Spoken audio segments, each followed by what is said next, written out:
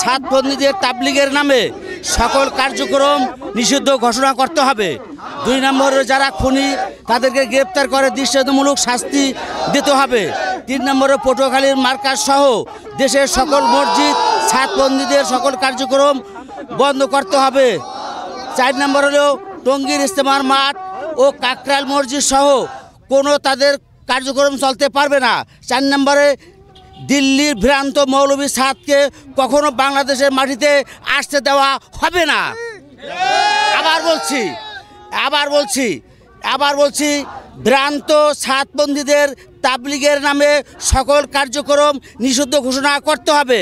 2 নম্বর হলে যারা খুনি তাদেরকে গ্রেপ্তার করে দৃষ্টান্তমূলক শাস্তির আওতায় আনতে হবে।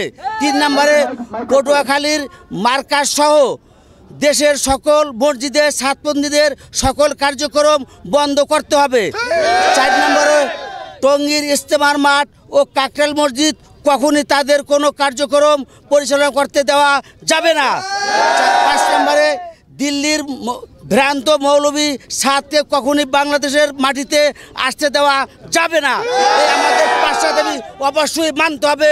যদি না মানে এই জন্য যদি কোনো অপ্রীতিকর ঘটনা ঘটে তাহলে সকল দায় দায়িত্ব এই সরকারকে বহন করতে হবে।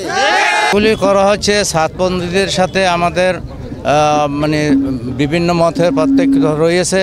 আসলে তাবলীগ নামে তারা ভণ্ডামি করতেছে। আসলে মূল তাবলীগ হলো জোবায়ের সাহেব ওলামায়ে কেরাম যে তাবলীগ নিয়ে ইলিয়াস সাহেব রহমতুল্লাহ থেকে আসছে সেইটাই বাস্তব তাবলীগ।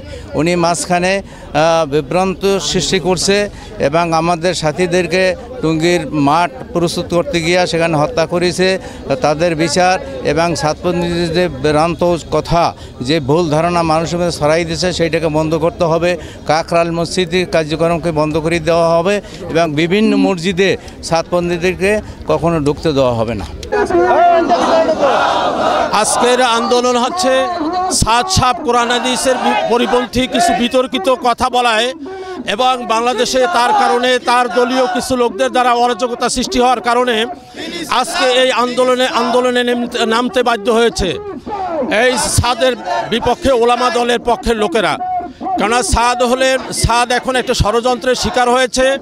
সে ইসলাম থেকে বিচ্যুত হয়েছে।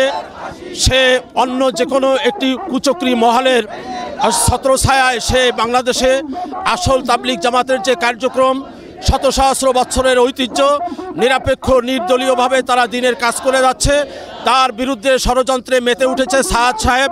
যার কারণে আমরা বিভিন্ন পদক্ষেপের মাধ্যমে তার কার্যক্রমকে বন্ধ করে দেওয়ার জন্য সরকারের সর্বোত্তক সহযোগিতা কামনা করছি।